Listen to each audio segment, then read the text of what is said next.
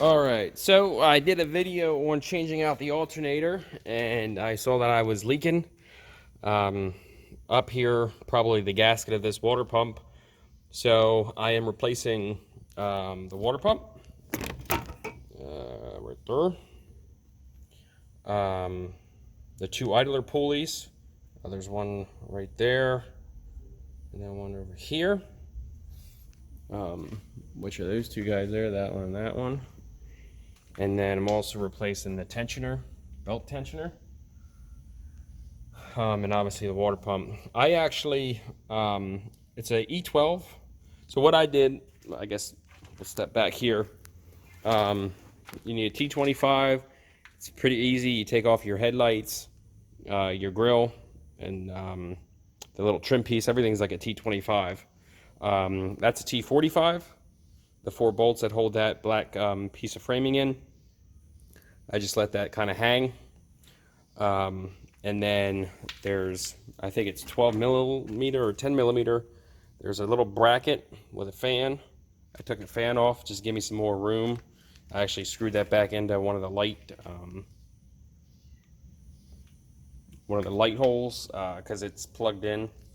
And then you have to pull the bottom bumper off. There's 2 bolts here. I think they're Torx bolts. This one was, I think, a 14 or 15 millimeter, so I think those were aftermarket. You take those 2 setter bolts off, and it usually just slides off. Don't forget to take this off, too. This is your outside air temperature sensor. Once you have all that done, the 2 hoses, the intercooler hose, it's usually a flathead or 5/16. Each one there. There's one right there. That one, take both of them off, loosen them up, pull them off the intercooler. Now, oh, and the fan shroud. There's a clip here that comes off. Here, I think there's one over here, and then 2 over there along the way. All those clips have to come off. There's like 6 clips total that comes off. Once that comes off, then you need an 8 mil to pull your 8 millimeter Allen key to pull your viscous clutch out. And then I actually pulled off the bolts too with an impact. So if you can fit an impact in here on the 8 mil or these T30s, I think they are, they come right out. You don't have to like get back in there and kind of hold it steady and keep it locked in place. And then all these bolts are E12s. I actually am not using that gasket. I'm going to do a gasket maker.